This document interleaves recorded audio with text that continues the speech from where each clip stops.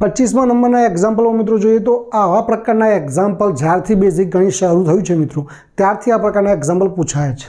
તો આ પ્રકારના તમે જુઓ મધ્યકના જે 3 સૂત્રો છે સૂત્રો તૈયાર કરી દો અને એની અંદર કિંમત મૂકીને તમને સાદુરૂપ આપતા આવડી જાય તો 2 ગુણ તો તમારે આરામથી પાક્કા થઈ જશે। જો કોઈ વર્ગીકૃત માહિતી માટે પ્રચલિત સંકેતમાં a બરાબર 47.5, સિગ્મા fi ui બરાબર 29, સિગ્મા fi બરાબર 30, h બરાબર 15 હોય તો મધ્યક x બાર શોધો। તો મિત્રો તમને સૂત્ર આવડવું જરૂરી છે। મધ્યક x બાર બરાબર હવે સૂત્ર કયું વપરાશે એ પણ મહત્વનું છે। તમને કયા કયા એલિમેન્ટ આપેલા છે એ તમને જોઈ અને પછી એ પ્રકારે સૂત્ર લખો। a આપેલો છે તો a વાળું સૂત્ર લેવું પડશે। હવે fi di આપેલું છે કે fi ui આપેલું છે? fi ui આપેલું છે તો સિગ્મા fi ui ભાગ્યા સિગ્મા fi ગુણ્યા h। ઓકે ચાલો હવે આપણે સ્ટેપ બાય સ્ટેપ કિંમત મૂકતા જઈએ। તો a ની કિંમત કેટલી છે 47.5 તો અહીંયા લખીશું 47.5, અહીંયા વત્તા છે તો વત્તા। સિગ્મા fi ui કેટલું આપેલું છે 29 તો અહીંયાની જગ્યાએ લખી દઈશું 29।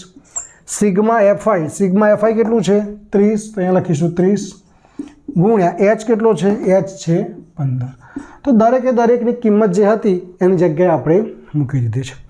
હવે આગળ આપણે સાદુરૂપ આપીએ તો x બાર બરાબર 47.5 વત્તા અહીંયા છેદ ઉડી જશે 15 દુ 30 એટલે અહીંયા થઈ જશે 29 ભાગ્યા 2 માટે x બાર બરાબર 47.5 વત્તા હવે 29 ભાગ્યા 2 કરવા હોય આપણે તો 14 દુ 28 થાય અને હજી એક વધશે એટલે અડધો 14.5 થાય બરાબર।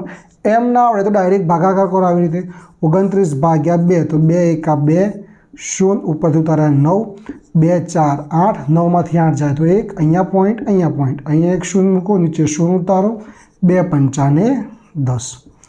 તો આવી રીતે પોઈન્ટવાળા ભાગાકાર પણ તમને આવડવા જરૂરી છે બરાબર। હવે બસ આ બંનેનો સરવાળો કરી દઈએ એટલે આપણે શું મળી જશે જવાબ મળી જશે। તો સરવાળો કરી લો તમે તો આનો સરવાળો શું થશે 47.5 વત્તા 14.5 તો 5 ને 5 10 નું 0 પોઈન્ટનો પોઈન્ટ વધી 1 7 ને 8 8 ને 4 12 વધી 1 4 ને 1 5 5 ને 1 6 એટલે કે 62.0 આપણો જવાબ આવે છે।